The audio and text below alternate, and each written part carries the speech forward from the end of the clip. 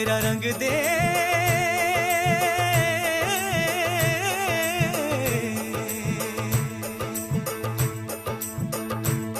मेरा रंग दे बसंती चोला, मैं रंग दे, मेरा रंग दे। देश आज अपनी आजादी की 74वीं वर्षगांठ मना रहा है। सालों चली लड़ाई के बाद देश गुलामी की जंजीरों को तोड़ पाया। यह आजादी हमें अंग्रेजों ने थाली में परोस कर नहीं दी। इसके लिए हमारे स्वतंत्रता सेनानियों ने त्याग और बलिदान दिया। आजादी के बाद देश ने लोकतंत्र व्यवस्था को अपनाया। 1947 के बाद भारत को पाकिस्तान और चीन जैसे दो पड़ोसी देश मिले। एक का उदय धर्म के नाम पर हुआ तो दूसरे की नीति हमेशा से साम्राज्यवादी रही। भारत के राजनीतिज्ञों की नीतियों और देश के लोगों की मेहनत ने भारत को आज दुनिया के सबसे शक्तिशाली देशों की सूची में खड़ा कर दिया।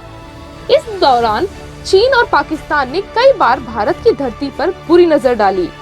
आजादी के बाद ऐसे कई मौके आए हैं जब भारत ने अपने दुश्मन देशों को हार की धूल चटाई है।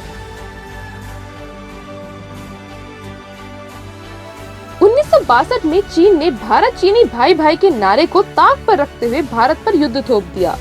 इस युद्ध में भारत के अनेक सैनिक शहीद हुए, लेकिन चीन को भी इस युद्ध में नुकसान हुआ। उस समय चीन के मुकाबले भारत के पास आधुनिक हथियार और सैन्य बलों की कमी थी। देश को आजाद हुए भी ज्यादा दिन नहीं हुए थे। अपने सीमित संसाधनों के बल पर भारत उस समय गरीबी को दूर करने के काम कर रहा था। लेकिन 1962 के बाद भारत ने अपनी रक्षा जरूरतों को पूरा करने के लिए काफी काम किया है। चीन और पाकिस्तान को अब भारत पर हमला करने के बारे में कई बार सोचना होगा।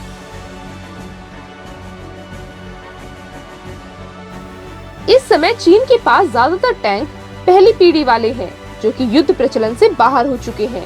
चीन के पास 21,83,000 सक्रिय सैनिक हैं, जबकि 5,10,000 आरक्षित सैनिक हैं। वहीं भारत इस मामले में विश्व के दूसरे नंबर पर आता है। वहीं अगर पाकिस्तान की बात करें तो पाकिस्तान के पास तो महज 6,54,000 सैनिक हैं।